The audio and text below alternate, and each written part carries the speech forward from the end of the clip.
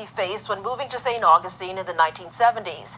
He says the city, known for its history, at a point failed to share its black history. Nolan, an author, historian, and civil rights activist, helped to change that.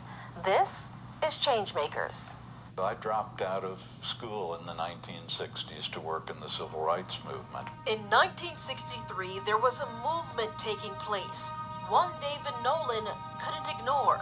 That was the most meaningful year of my entire life, I'm sure. The year of the demonstrations in Birmingham, Alabama. 4 young girls killed in the 16th Street Baptist Church bombing. Medgar Evers assassinated in his driveway. It was the year Dr. King gave his I Have a Dream speech in Washington. And on November 22nd of that year, President Kennedy was assassinated. This was what was happening in America. And I was, growing up, and you had to decide which side are you on.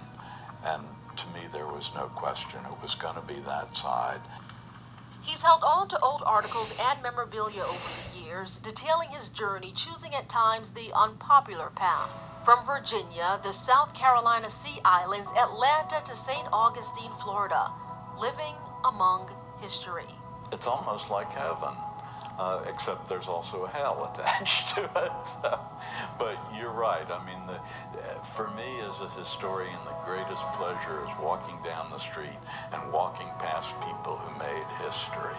He arrived in the ancient city in the 1970s and was among the House Detectives, a group created to survey the city's old buildings. I walked up and down every street of St. Augustine for 2 years. I walked through the soles of many pairs of shoes. Nolan's worn-out soles led him through the city's historically black neighborhood of Lincolnville. St. Augustine had been this incredibly important place in the civil rights movement. It was the place between Birmingham and Selma, and it was the place that gave rise to one of the 2 great legislative accomplishments of the movement, the Civil Rights Act of 1964. And yet when I came here, it was never talked about. It had been completely swept under the rug. He picked up that rug, dusted off, and put just about everything he could find underneath on display. A permanently marked freedom trail of historic signs of the civil rights movement, trolley tours sharing the city's black history, Florida's first civil rights museum. You want people to appreciate the real things, because so many people just come here and they hear pirate stories and ghost stories and they think that's all there is. And it's not. There was real history made in St. Augustine, and it's within my lifetime, too. A founder of Accord, recognizing St. Augustine's role in the civil rights movement, Nolan still lights up while sharing the past. St. Augustine is really a treasure, but we've got to guard it constantly.